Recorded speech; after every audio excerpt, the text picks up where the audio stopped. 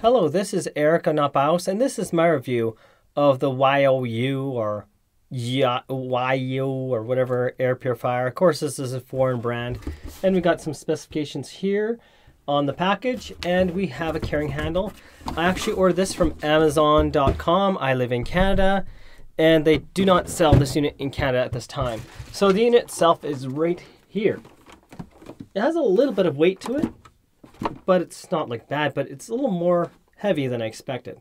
But that's not a problem at all, because that just means you generally have more packed into the unit as far as I'm concerned. A bigger motor, a little higher quality, but we're going to find out if it actually is any higher quality and what are some of the weaknesses of this unit. It's very affordable, and filters are very affordable for this unit as well. Now let's get started.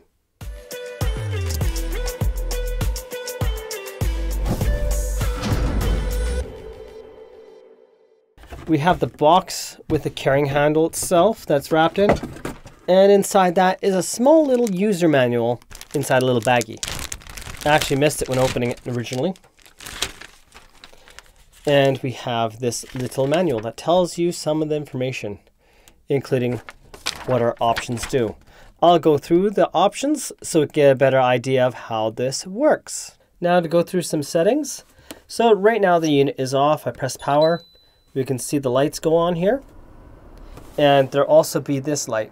Right now it's actually more like medium speed, and it says the air quality is good. It's going to actually go lower in speed after a short period of time to go down to low, as long as my air is clean and detected clean.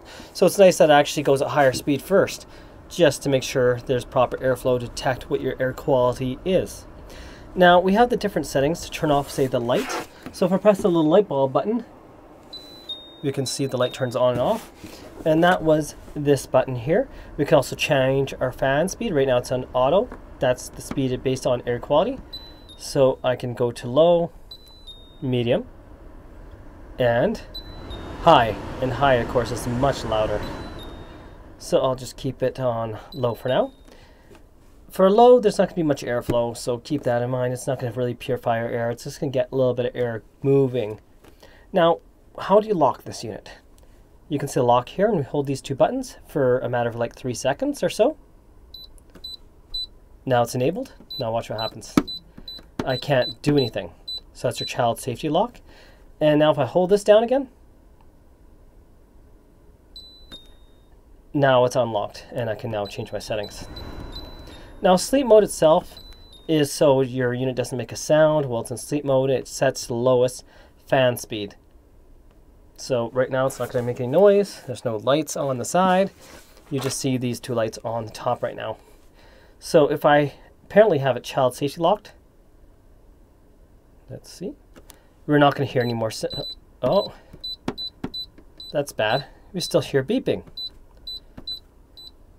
Now it said in the manual that you won't hear any sounds, but apparently I do hear sounds.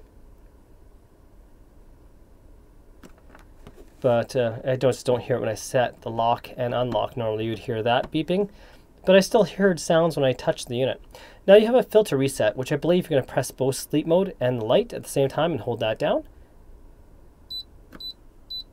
And that would be my filter reset.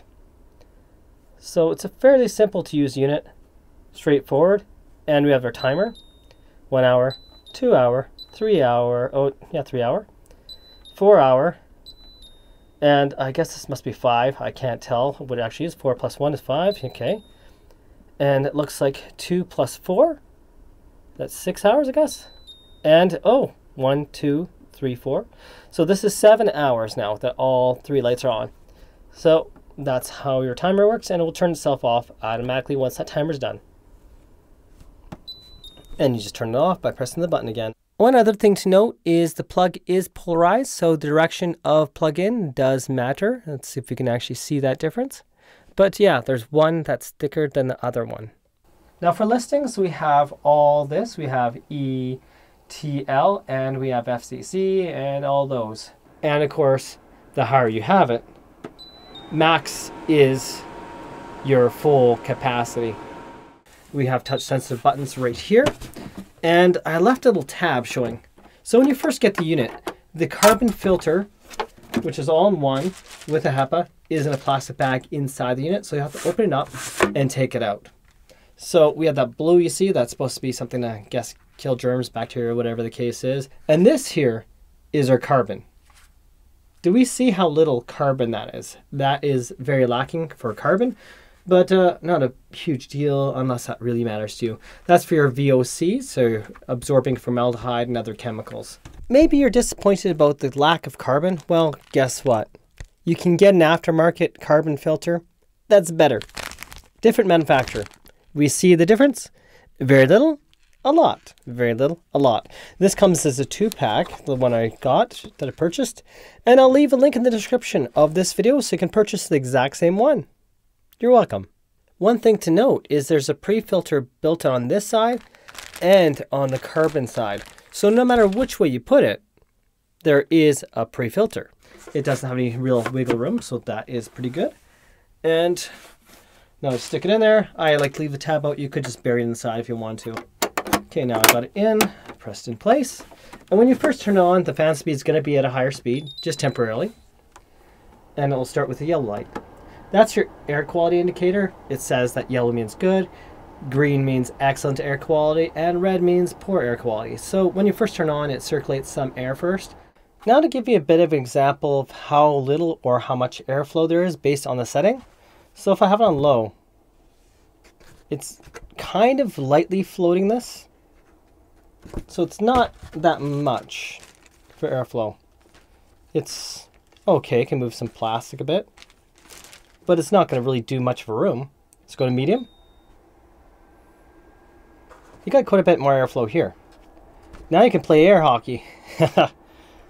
Yeah, it definitely has a lot more airflow on this level. Now let's get that plastic again. And now that plastic wants to fly away. It has a decent amount of airflow happening on medium. Now on high, I can feel the vibration of the motor on high. And it definitely can blow around this pretty good, and especially the plastic. There's quite a bit of an airflow on high, that's for sure. So if you want to move some air, medium or high, low won't suck in much air because there's air everywhere. Air holes all over the bottom. And of course, having more suction will bring the air from further out in your room. And the idea is it's blowing it up, and it's going to circulate it up against, say, the roof, and then spin the air back around and suck it into the sides. Mind you, most of the air is going to go through the front end and not to the sides. Can you hear that buzz? There's a small buzz from the unit. I'll mention that again at the end of this video, but that's something to note. Medium is generally where you want to have it if you really care about helping your allergies, but it's going to have a bit more noise. Not bad though. Not bad actually at all. And if you're hot, it's a good place to cool off. So the higher the power factor, the more efficient. So this is 0.9, 0.91, and that is pretty darn decent. And it means, at least at lowest setting, it's almost power factor corrected.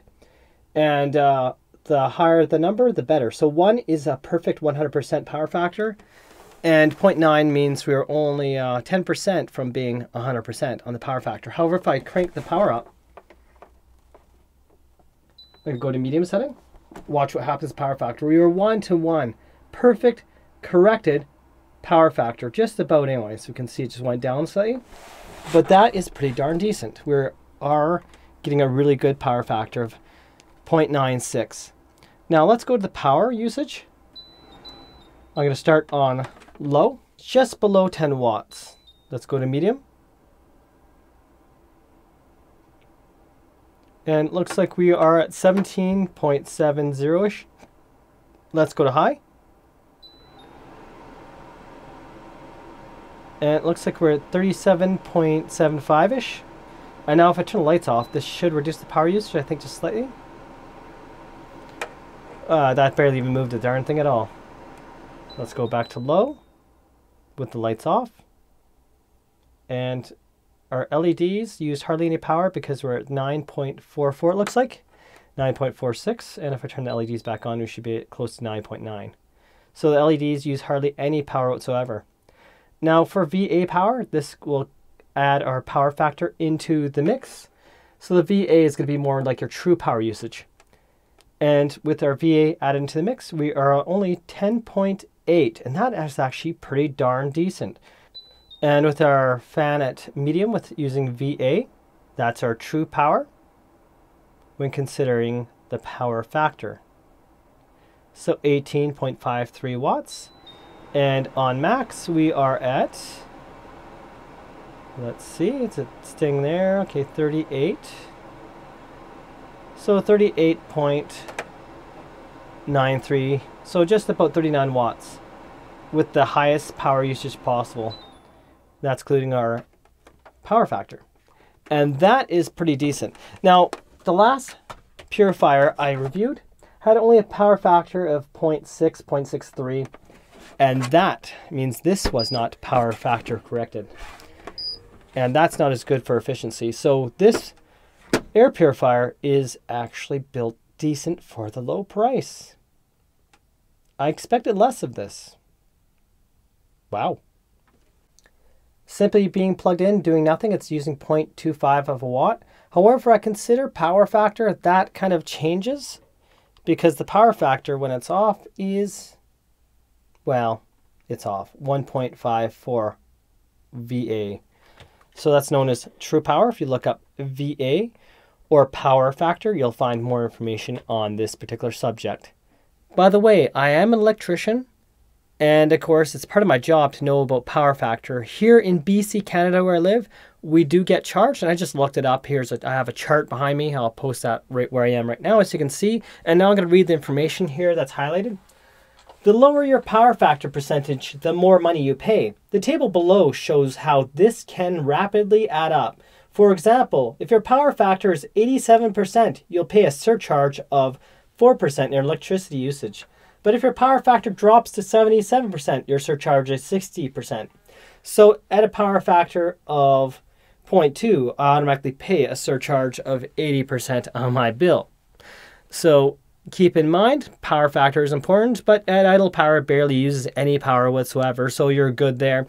And on low setting, it doesn't use much power at all in the power factor. It's 0.96 or something like that, so we're pretty good there. And when going to medium, we're 0.96, almost 100%. And when it went to high, it was pretty much a 1-to-1. But that means this unit is pretty power efficient.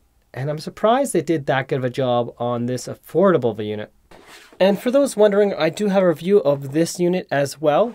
But this one is louder and has a lower power factor, which means it uses more electricity, which is not a good thing. You can indeed make your own filter unit. This is using a regular fan.